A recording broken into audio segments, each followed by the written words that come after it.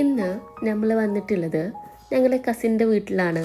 ഈയിടെ ഹൗസ് വാമിങ് കഴിഞ്ഞിട്ടുള്ള വീടാണ്. അപ്പോൾ ഹൗസ് വാമിങ്ങിന് എനിക്ക് വരാൻ പറ്റിയിട്ടുണ്ടായിരുന്നില്ല. അതുകൊണ്ട് തന്നെ അന്ന് ഞാൻ പ്ലാൻ ചെയ്തതാണ് ഹൗസ് വാമിങ്ങിൻ്റെ തിരക്കൊക്കെ കഴിഞ്ഞ് അവരൊക്കെ ഒന്ന് ഫ്രീ ആയതിനു ശേഷം വീടൊന്ന് ചെന്ന് കാണണമെന്ന്. ഇന്നാണെങ്കിൽ വീട്ടിലെല്ലാവരും ഉണ്ട്. അപ്പോൾ പിന്നെ ഇത് തന്നെയാണ് കറക്റ്റ് ടൈം എന്ന് കരുതി ഞങ്ങളെല്ലാവരും കൂടെ ഇറങ്ങിയതാണ്. വീടിൻ്റെ എൻട്രൻസ് വരുന്നത് സെക്കൻഡ് ഫ്ലോറിലാണ്. പിന്നെ വന്ന പാടെ വീടൊന്ന് ചുറ്റി കണ്ടിട്ടുണ്ട്. സെക്കൻഡ് ഫ്ലോറിൽ തന്നെയാണ് ലിവിംഗ് റൂമും ഹോളും റൂംസും പ്രെയർ റൂമും കിച്ചണൊക്കെ വരുന്നത്. കിച്ചണിന് പുറത്തേക്ക് നോക്കിയാൽ നല്ല വ്യൂ ആണ് കാണാനുള്ളത്. ഉമ്മാക്ക് നല്ലൊരു ഗൈഡായിട്ട് മൂത്തമ്മ കൂടെ തന്നെ ഉണ്ട്.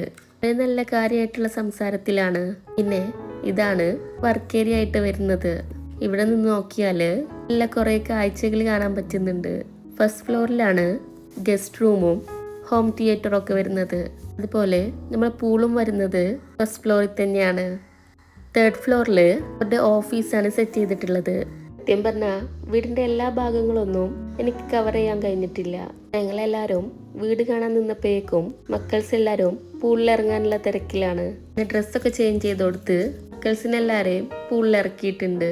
കൂടെ ഞങ്ങളും ഇറങ്ങിയിട്ടുണ്ട്. പിന്നെ കുറച്ചധികം നേരം ഞങ്ങളെല്ലാവരും കൂടെ സ്വിമ്മിങ്ങും റീൽസൊക്കെ ആയിട്ട് എൻഗേജ്ഡ് ആയിട്ടുണ്ട്.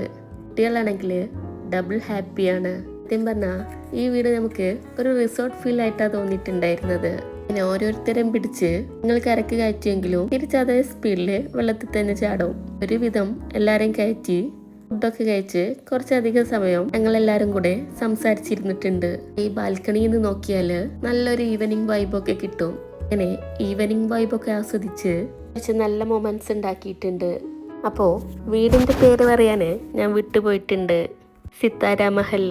വീഡിയോ ഇഷ്ടമാവുകയാണെങ്കിൽ ജസ്റ്റ് ഒന്ന് കമൻറ്റ് ചെയ്യണേ.